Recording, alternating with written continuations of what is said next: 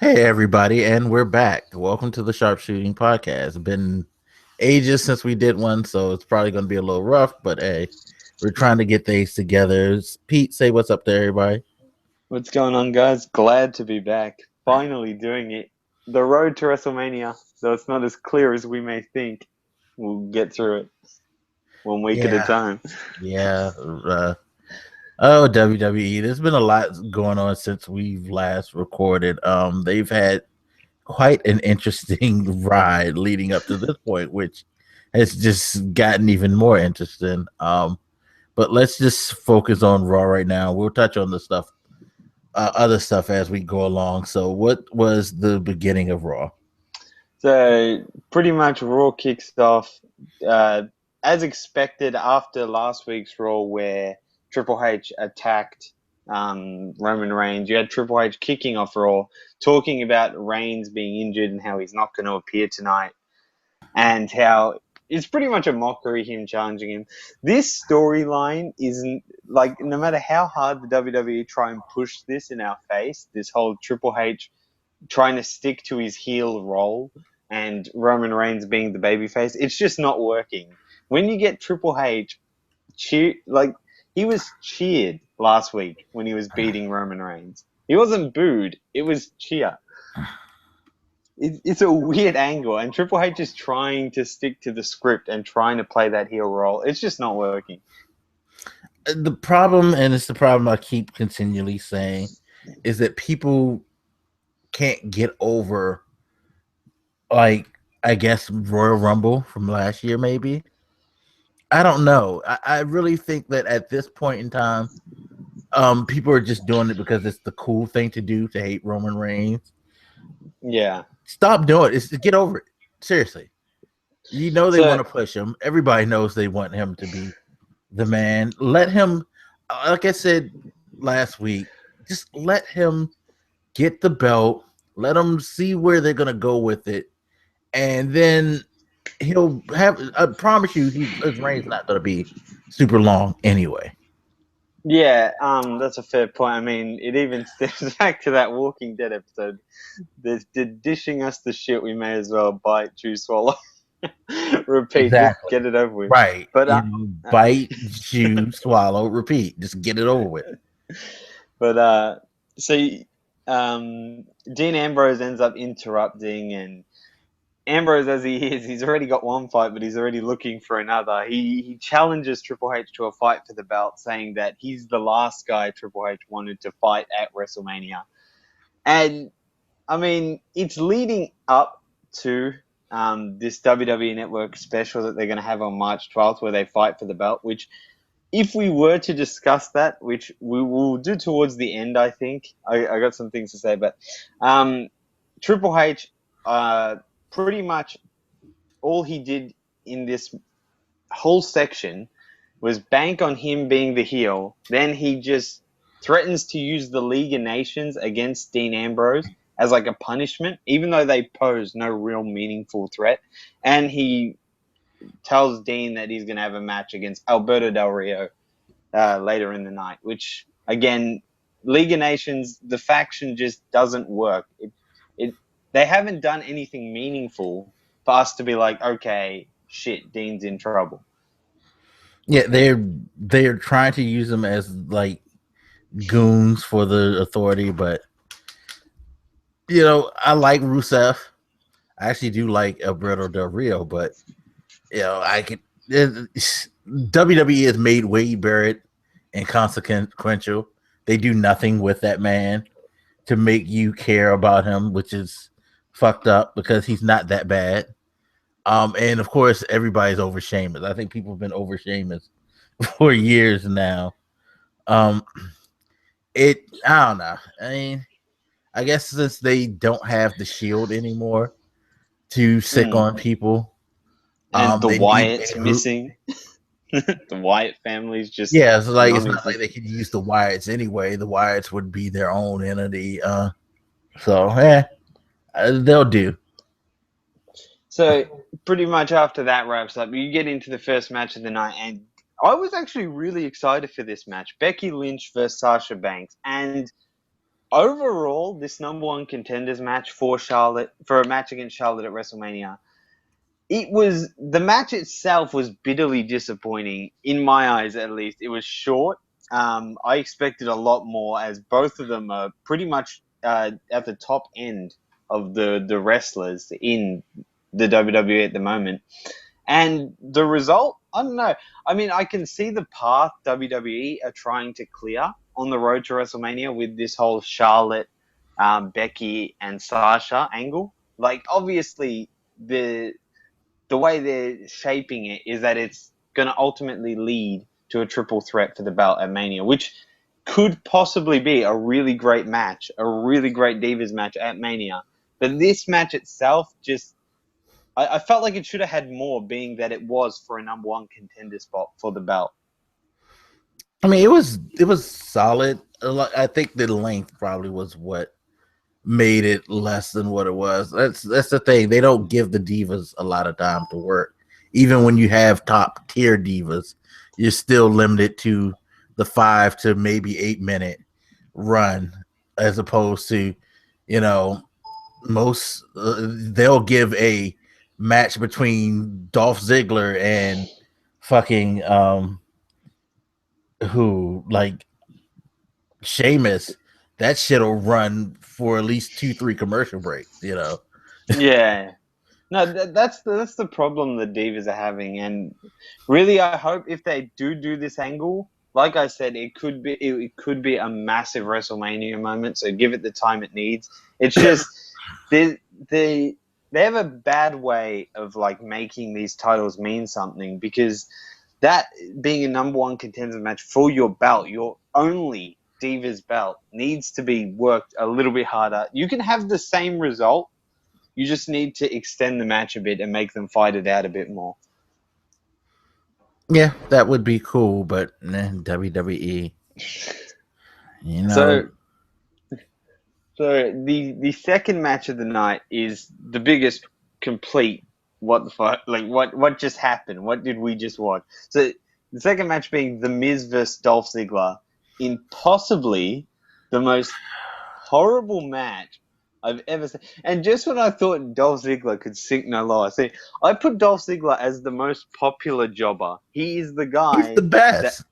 he is the most popular. He is so over with the crowd, and he'll do everything right. He'll win his matches on SmackDown, do what's needed in a feud, and then ultimately lose to you when it matters most. That's what always happens. But how do you lose to The Miz? Dear God. I watched that and I literally, I just said, what happened? Like, what angle can WWE don't even have a reason as to why they had The Miz pin Dolph Ziggler. They have no reason. If you went to Vince and asked, why did that happen? What does that do for either of them? It does nothing. And I'm pretty sure the only reason this happened is because they're going to fight again next week. Because if I'm not mistaken, I think wasn't this match for like a spot against the Intercontinental champ at WrestleMania? Actually, no, I didn't think so. Was it? Hold on, let me check again, because I honestly think this means The Miz, because I remember myself rolling the hell out of my eyes when I saw this shit. It's like, oh, I'm actually not too sure on the stipulation. That match was just absolutely.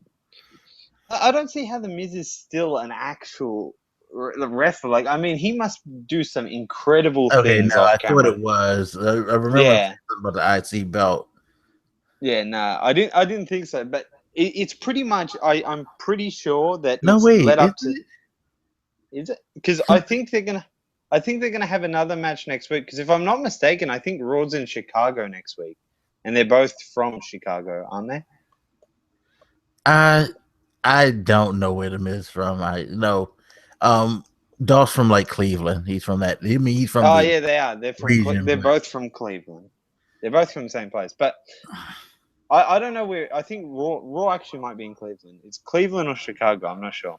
But overall, that match should not have taken place. It's terrible booking, and it does nothing for The Miz. It does even worse for Dolph Ziggler. You can sink no lower than lose it.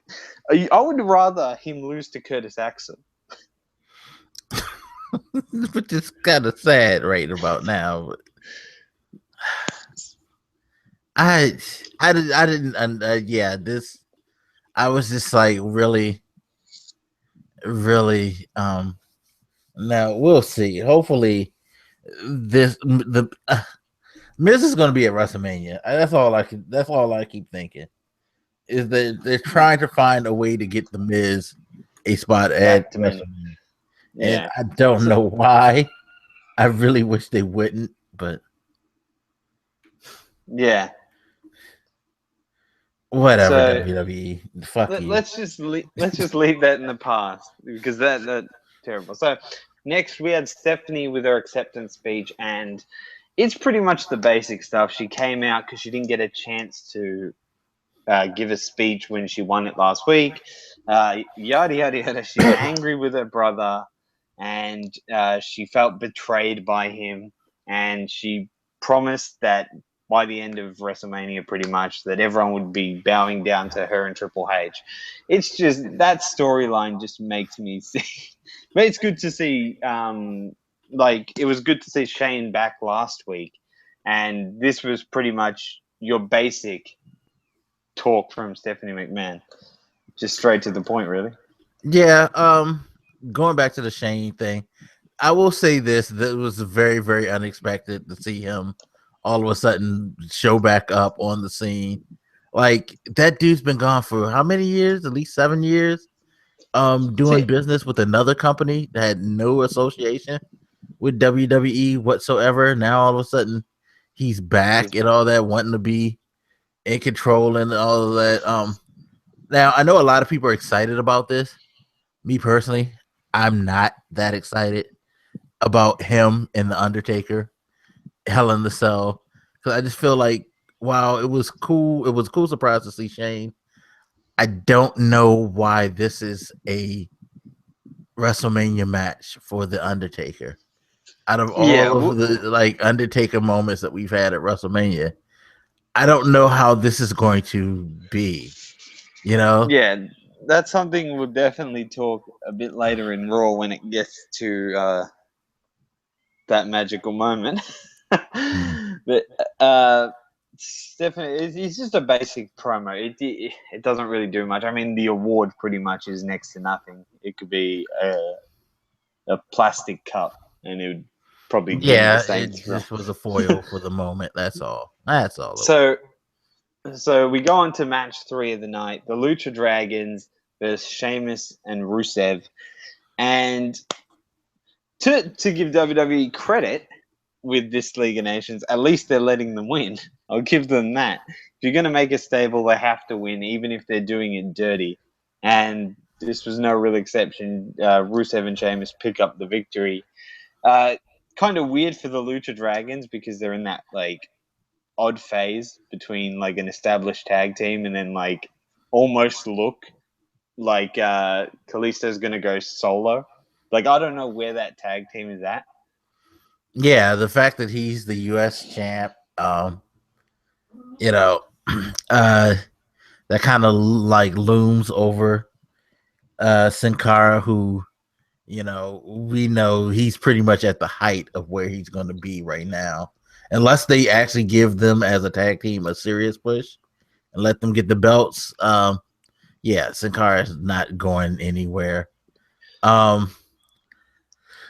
mean, I like them having the League of Nations win, even like you said, even if they are cheating, because you're trying to build a monster heel faction.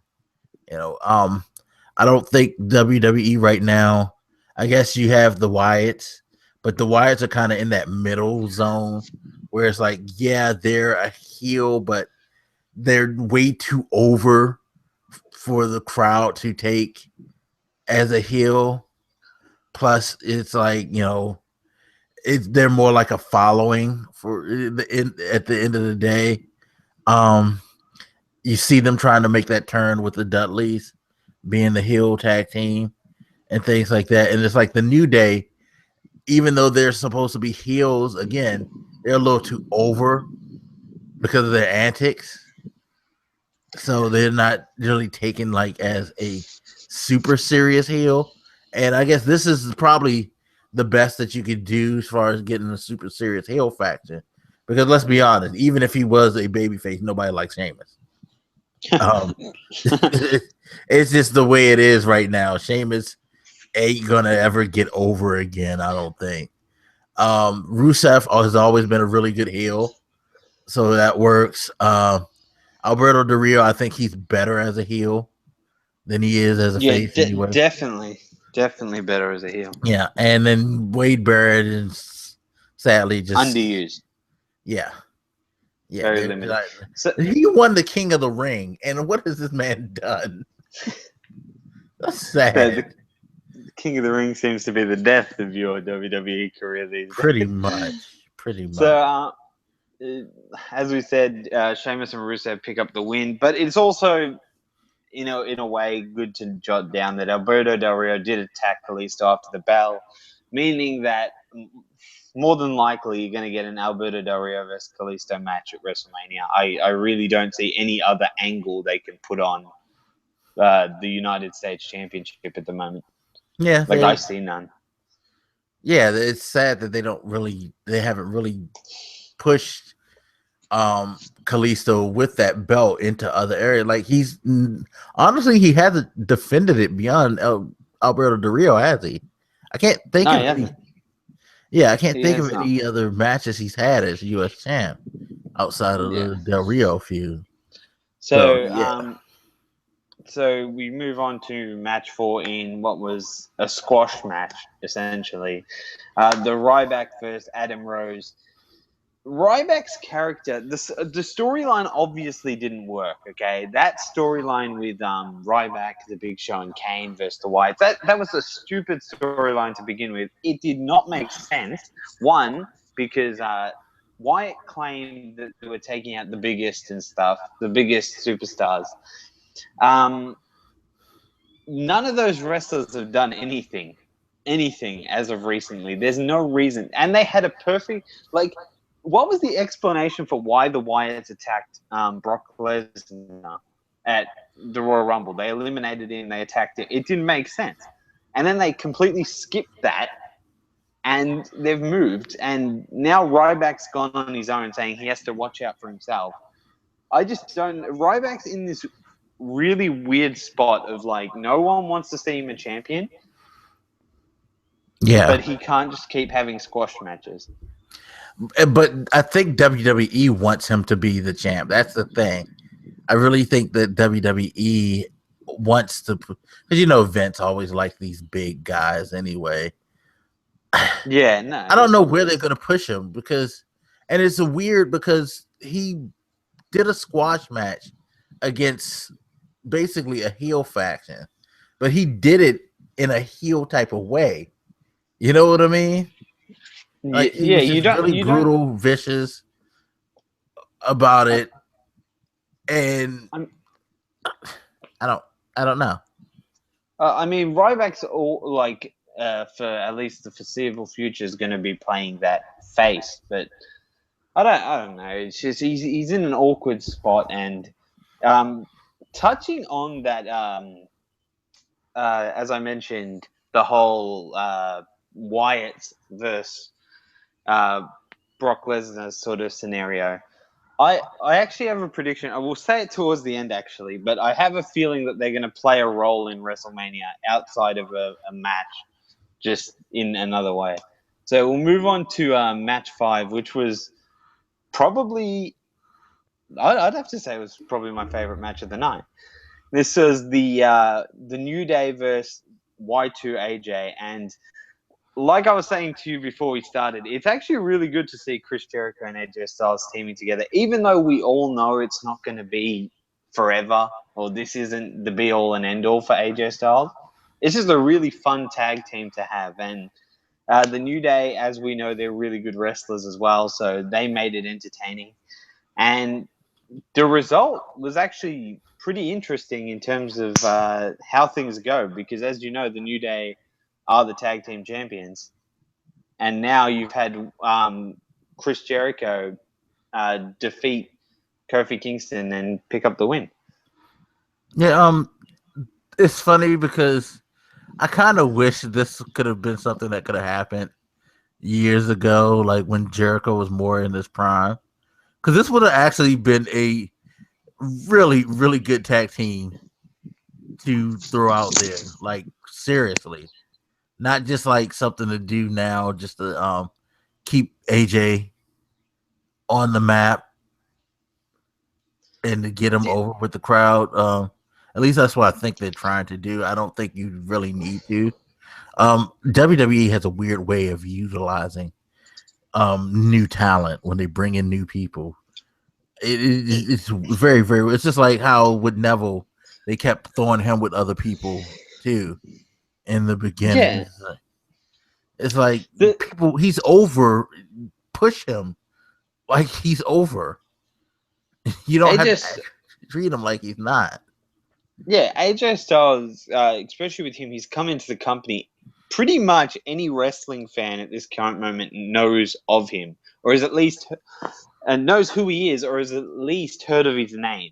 I would go as far to say that a majority of fans did not know, like, they would have known who this guy was. So his entrance into the WWE is not unexpected. Now, what they do with him in terms of Mania, because guaranteed AJ Styles will be at Mania, will it be with Chris Jericho in a tag team to versus the New Day for the belts? Or, I don't know, I kind of see this weird thing where, like, AJ Styles, for now, at least in my eyes, he can't pass the Intercontinental belt on his way to the top. Like, at some stage, they're going to have AJ Styles versus Kevin Owens or whoever's the champion. And I don't know if that's the Mania route they'll take, but it seems to be heading towards a tag team match. Yeah, I think that's what they're going to eventually do is just have, like, him and Jericho go against the New Day. But here's the question. Do they go over on the New Day? Would you actually have them have a run? See, that really depends upon the storyline they're setting. If they set the right storyline for WrestleMania in terms of the main belt, the WWE World Heavyweight, if they set it how it's planned, I would have AJ Styles lose at WrestleMania. So if Reigns was to go over clean, I'd have them not win the belt. But if they do like an out of the ordinary like ending to WrestleMania that you just don't expect, have AJ Styles and Y2J go over, because you're going to have to keep you're pretty much going to have to keep AJ Styles out of the main picture at least until after SummerSlam if you're going to have anything other than Reigns going over clean. Well, see, that's the thing. I don't think he's going to factor into the main picture anytime soon because, again, it's the WWE way of doing things, especially if you're an outsider who wasn't their creation. Vince doesn't necessarily give outsiders that opportunity like that. Like if you look at everybody who's come to the WWE of recent in recent times who's gotten a hold of a belt in a quick fashion, is tend to be people from NXT who he kind of feel like he developed, like Big E coming up and getting the Intercontinental, or like how Curtis Axel came up, got the Intercontinental. You know, he likes to put his people over. He doesn't like to put outsiders over. And AJ Styles right now is a quote unquote outsider because he just came straight into WWE. You know what I mean? That's why I said that on AJ Styles, if they're going to give him a push to that main belt, I can't see him jumping over the Intercontinental. Like, he will be the Intercontinental champion on his way to the main belt. That's just how his road's going to go. I can't see it going any other way. I would like to see them like just give him the tag team belts because that would be a change of pace. It would be something fun. And I think they will be a very good tag team. Again, it would have been much better if you would have got him with Jericho in Jericho's prime. But Jericho's still, like, for what it's worth, a solid wrestler. Yeah, he's definitely a really solid wrestler. So, moving along, we had Undertaker returns to Raw, pretty much it's just simply confronts McMahon. And this storyline, as you mentioned earlier, it really does not make any sense at all. Like, last week, Shane McMahon returns. We all go mental, okay? The element of surprise was there. No one expected Shane McMahon. But at the same time, no one understood Vince McMahon's decision. Though we would, like, in the moment, we're kind of dumbfounded, but we were taken away by it. Like when he said, you're going to verse this guy, you're going to verse The Undertaker at WrestleMania in a Hell in a Cell. It was just like, you couldn't, because it was so unbelievable, you didn't really take it in at that moment. You're like, oh, that's crazy. That's awesome. Like, what a great move. But now looking back, like looking at it, it makes zero sense. Literally makes no sense at all as to why The Undertaker, with no explanation, would be willing to be Vince McMahon's puppet. Like, Undertaker is someone who's had a long history at WrestleMania. Like, pretty much at stages, he was hand-picking who he first at Mania. You had to be worthy enough to face him. And now he's thrown in on McMahon's bidding. And it has to be addressed. They have to say why The Undertaker is willing to do this. Yeah, that definitely and this is Undertaker at a WrestleMania in his home state, the biggest one of the biggest venues, if not the biggest venue in the United States. I mean, as you know, a Washington football team fan, I'm not built to be a fan of the Cowboys and to be positive about them. But as a rational person, I can tell you, like, right now, that stadium, Cowboy Stadium, is probably the most celebrated venue in the United States. It is a really, really, like, big event area. They've had championship fights, UFC fights. It's built for stuff like WrestleMania. So this is him in his home state, and arguably the best place to put an event of this magnitude. And possibly, because we haven't really thought about this, or I haven't heard many people talk about this, but this could be possibly his last WrestleMania. And I do think this will be his last WrestleMania. And yeah, I honestly don't see Shane losing. I honestly see Shane coming back and having Raw. So, in the biggest stage in the United States, in what could be the farewell match in WrestleMania for one of the hugest personalities in WWE history, you could have him losing in a match that he invented to a businessman who played as a wrestler many years ago. Hasn't wrestled in what? Nearly it would be close or a little over 10 years. I can't remember the last time he won. he was actually in a match. And he was never really a like refined wrestler anyway. Really? Like, I know it seems cool. I know everybody got all excited, hype. Oh, Shane O'Mac's back. But if you really sit and think about it, people, this is the breakdown that we can have to this. Let me actually propose this to you, okay? As we know, Shane McMahon, he wins this match. He takes over Raw. Right.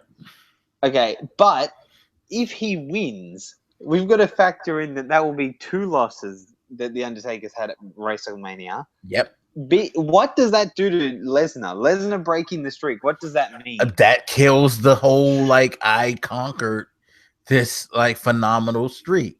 And it diminishes The Undertaker even further because it's like, well, the streak was what it was, but now it's like anything can happen now to The Undertaker. The WrestleMania is definitely no longer his spot. Of course, they're not going to look at it that way. They're going to think we're not going to, like, you know, think about it in that capacity. But yeah, it makes the listeners, it's like if this guy, again, who hasn't wrestled in a decade, comes in a Hell in a Cell. I mean, and think about this: before that match, Lesnar couldn't beat Undertaker. He could not fucking beat Undertaker.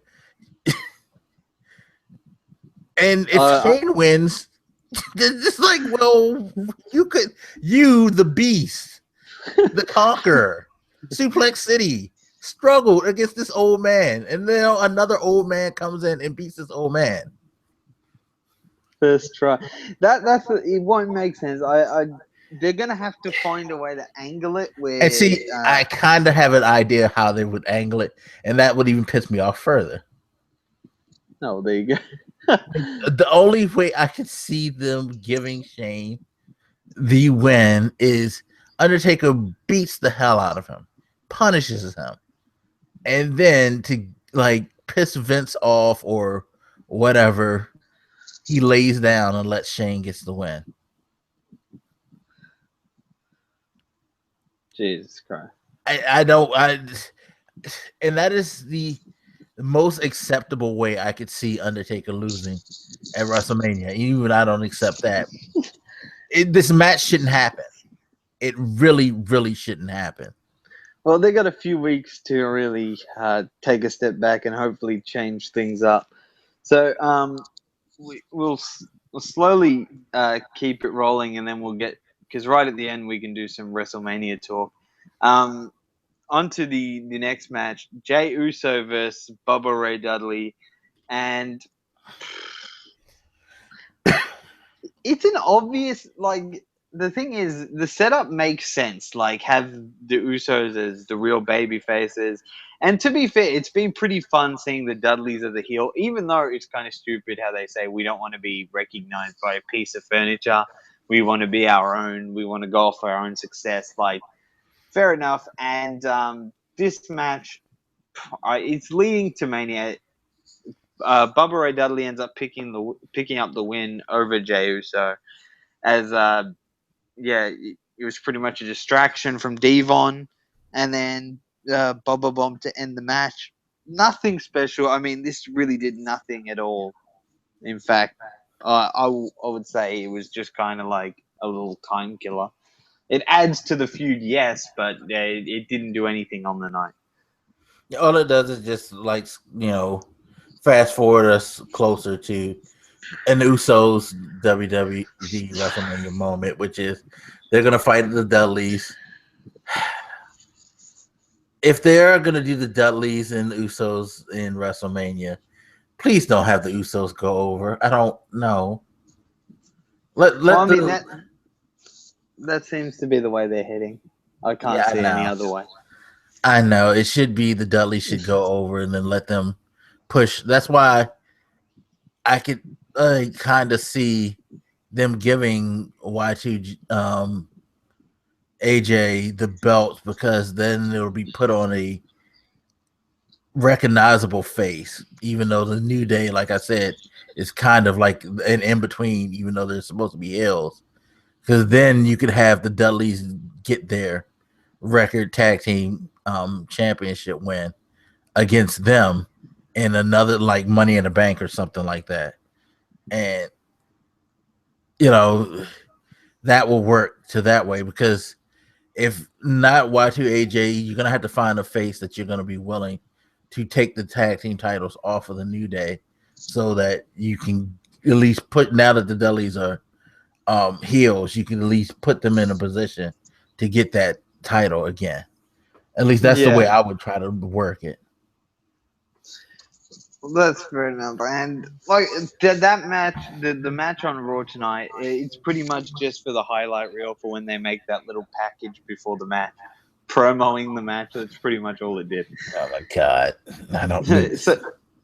So moving on, you had Big Show versus Kevin Owens in what I hope is a one-off match, because I really do not want them trying to drag Big Show's ass to WrestleMania in an Intercontinental Championship match. Because if that does go, and that's what happens, it will be one of the biggest letdowns on the card for sure. So Big Show ends up winning by count out, which is kind of annoying, but it happens. There's just not much you can say on that match. Like I said, I just really do hope that WWE don't try and like feed us that crap. Yeah, if that's the WrestleMania, oh my god. If that's what Kevin Owens gets for WrestleMania, jeez. Although again, it seems like the Ziggler Mezz thing is leading towards that. And so we could get something even more worse. It could end up being like shit. I just thought about this. It might Not end the up being a Ryback. triple threat with the Not the Mezz. Ryback. No, the Mezz, the Ziggler, and Kevin Owens. No, I meant the Ryback special when Ryback versus the Miz and the Big Show. Oh, that. Yeah. We are not getting that shit dished up to us again. The Miz should be nowhere near WrestleMania, let alone the belt. Same with the Big Show. But you know, it's like him. Vince likes to pay homage to people who did things in the past. So it would not surprise me if either of those scenarios happened. I mean, and Kevin Owens, to his credit, is a good enough personality and wrestler to carry it. I mean, because for the most part, it's not the match you wanted to see, but shit, see Kevin Owens in the match. Kevin Owens did his thing like usual. You know, he did his best to get the match over, and he'll do that in WrestleMania. So let's not even tease that idea. Hopefully WWE are just like yanking our chains, and we never have to put up with the fact that the Big Show and the Miz may be in a championship match at WrestleMania. Let's just throw that out the window and throw that match out the window with it. Yeah. So we had our second Divas match of the night. As I've been seeing recently, there seems to be more than one Divas match on an average episode of Raw, and I'm being led to believe that there may even be two Divas matches heading into WrestleMania. I'm not 100% sure, but I feel like it's going to go that way. So you had Brie Bella versus Naomi in a Brie Bella match. What can you say to that? I mean, there's an angle in it, and it was good to see Naomi pick up a much-needed win. All Naomi needs now is genuinely just someone she can feud with. She needs someone to help her storyline. And Brie Bella has obviously fell into a feud with Lana, which I don't know where that came from, but I mean, there was a time where Lana was the most popular diva on the roster, clearly, comfortably, just really, really popular. And I know Vince was doing a lot of talking about her being the face of the Divas division. And then the whole thing with Rusev, how on TV they weren't in a relationship, but then in real life she posted a picture of them getting engaged, and Vince apparently went like ballistic and pretty much threw her off TV, essentially. Somehow she's been brought back from the dead, and she's now having a feud with Brie Bella, which could carry over to WrestleMania as a match. Yeah, I know they've been trying to get her in the ring, and they've had her training and whatnot. Not sure how I feel about that because we've yet to see her do anything in the ring. At least beyond the like brief cat fight she had with other people, like Summer Rae and things like that. See, that's the issue I'm having here. I mean, the Brie Bella thing, this feud doesn't make sense. And ultimately, I know a lot of people are led to believe that Brie Bella is going to retire at some point this year. So we don't know how long she got left on her clock in terms of wrestling and why she's she's coattailing Daniel Bryan essentially, and that's the feuds that keep happening. I mean, when she versed Charlotte for the Divas Championship, Charlotte taunted Daniel Bryan, and now Lana's doing the same thing. Look, keep this storyline in the back burner. Like, don't bring it to the forefront of the Divas fighting. I'm not even going to say revolution because that's not even a thing anymore. Right. So I don't know what they're going to do with that. Let's just wait. We'll ride it out and see what happens. Yeah, I don't know. Bree, she just can't get over. I Really know it, but struggling. she just can't get over. I don't know why. It's a She's always, mystery, Dolph. huh? It's simply just a mystery. Like it's not that she's the worst wrestler. I just don't think she offers much. Yeah, that's true. You know, So she's mostly at this point Daniel Bryan's wife, and that's not good for her. yeah. So moving on to the main event of the evening, Alberto Del Rio versus Dean Ambrose, and I mean it was the obvious thing. Like literally, if you sat there, you watched the start of Raw, you were like, okay, he's versing someone from the League of Nations. That's never going to end well. I mean, like I said, it's not any threat. Like it's an obvious scenario, but it doesn't mean anything. And uh, pretty much, Del Rio, it was a simple fight. Obviously, Dean Ambrose was hurt from the week before when he got his ass kicked by Lesnar, but he pretty much went through it, and then he was on the comeback. And as expected, when he got to that certain point where he looked like he was going to win, um, Triple H just came out and he was like, "Look, you guys attack Ambrose." And after the beating, Ambrose brawled with Triple H, and Triple H gave him the pedigree, finally accepting Ambrose's challenge. So like I said, March 12th, they're going to be. I think it's a WWE Network exclusive, actually. Yeah, That it's a match. network exclusive event called WWE Roadblock. See, that's the thing I don't understand. Why would you have it on a network exclusive? I mean, as opposed to obvious sales of the network, why would you have it there when you could have it on Raw this week? I mean, I'm not sure exact. I think it's in Chicago, and if it is, the crowd over there is incredible. So why not have it happen there? And you know what? I think the WWE have really dug themselves in a shitstorm. Um, Triple H versus Reigns isn't working, so they've really presented an option, and I've heard a few people discuss this. Uh, the idea of during this match, Dean Ambrose is fighting Triple H as a friend, like he's trying to avenge Roman Reigns. Roman Reigns copped a beating from Triple H. Why not have Dean take on Triple H to get vengeance? So you would have Dean go over on Triple H, right? And that would lead to WrestleMania, where Triple H would be like, "Yeah, you beat me, but you're still gonna have Well, your no, he match with." can't beat Triple H because remember, this is a title match. Yeah, no. That's what I mean. He takes the belt, right?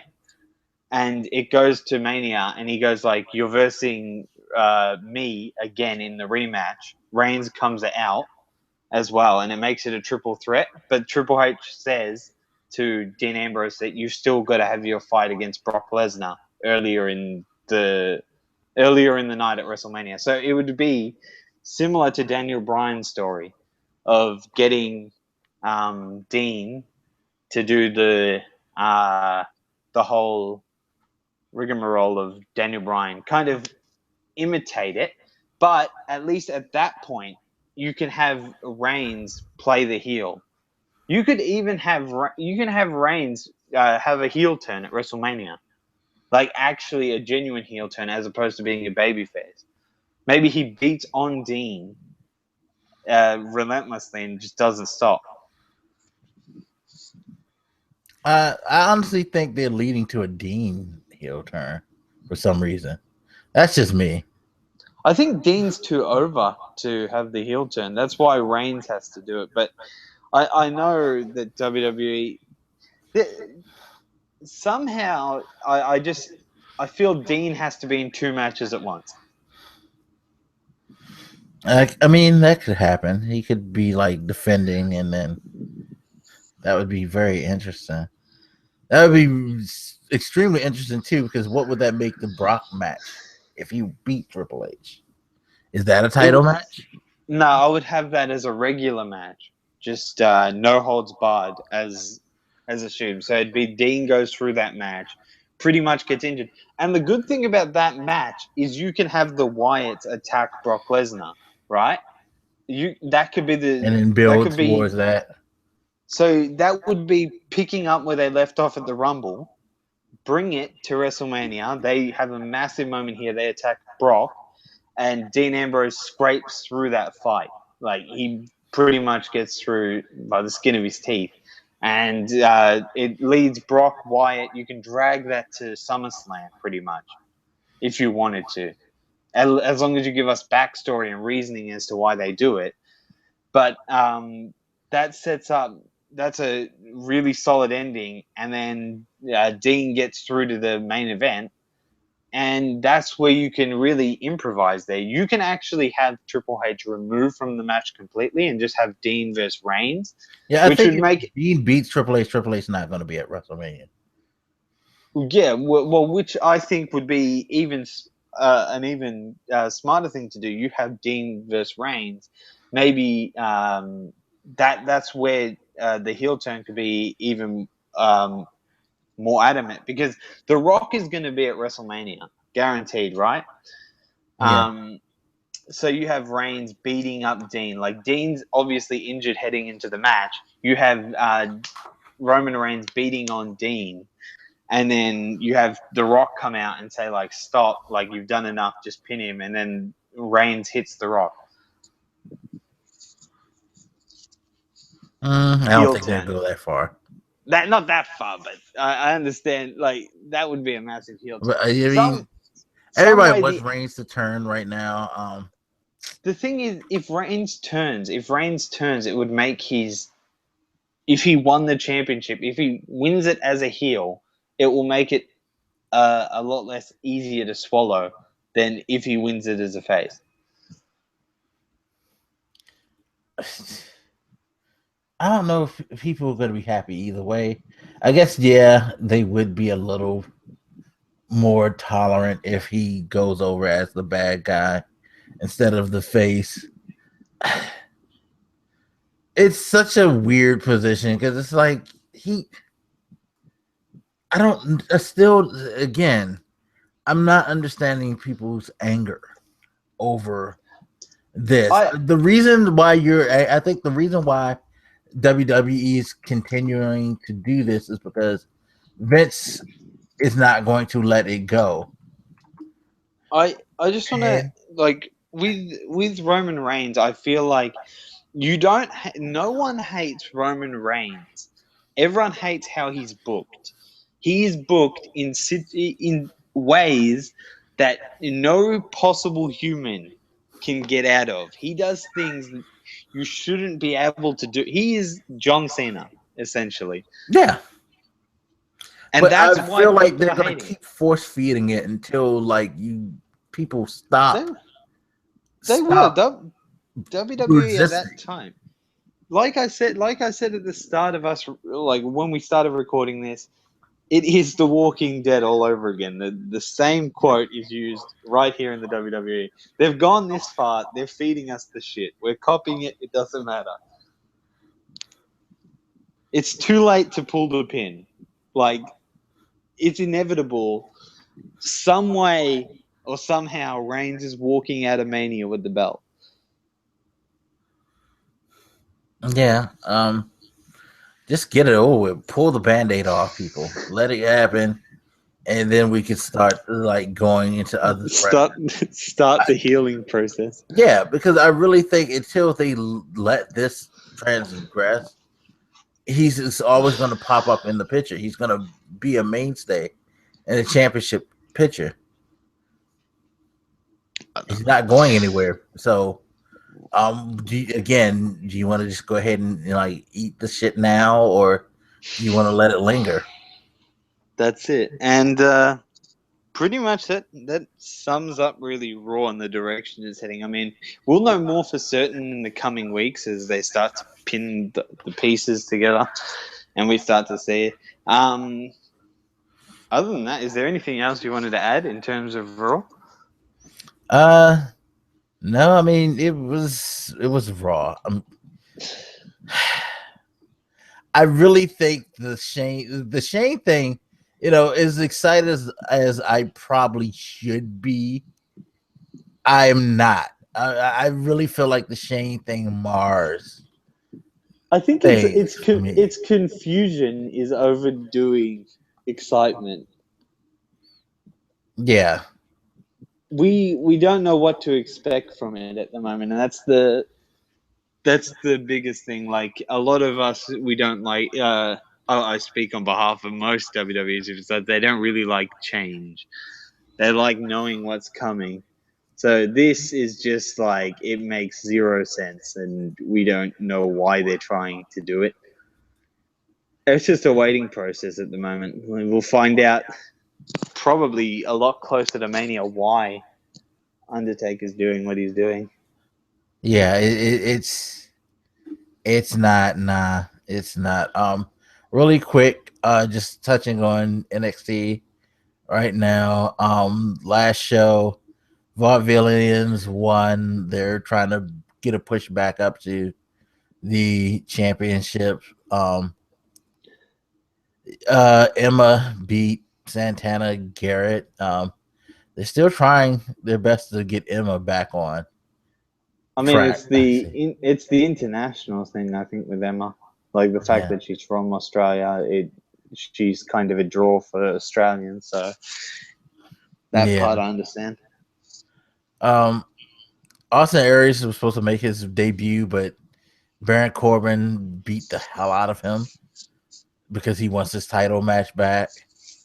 So we're gonna see an Austin Aries Baron Corbin match, I'm sure, coming soon. I'm actually excited about Austin Aries getting a push.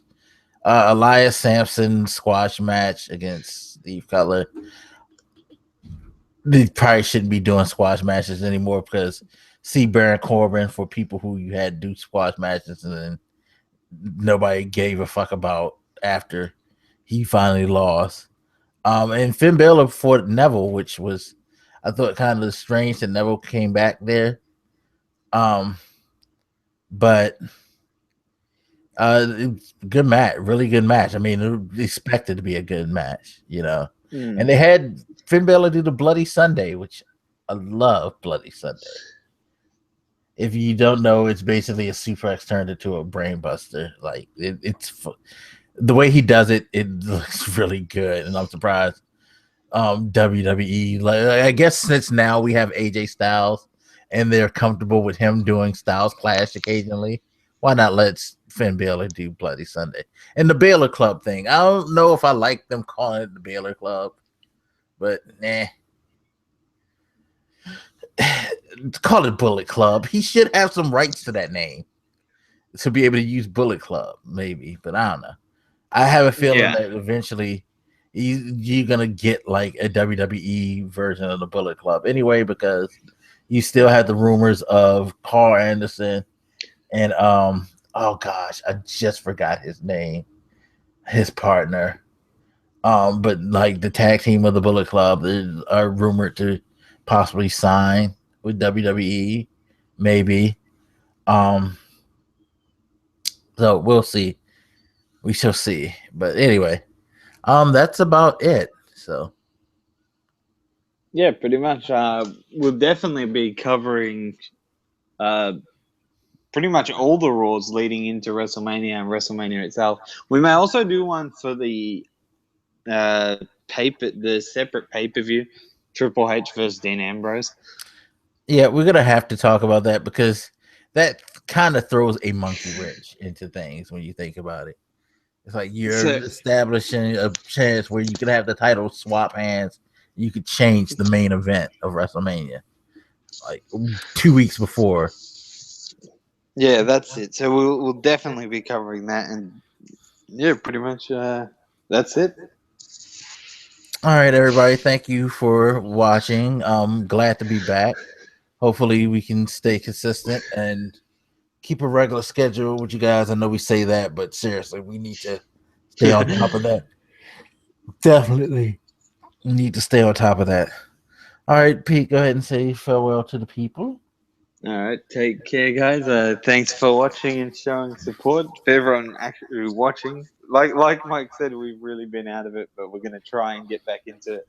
And it felt good to be back talking WWE, especially at the most exciting time of the year, WrestleMania. Definitely. And again, thank you guys for tuning in, and we will see you next time. Peace.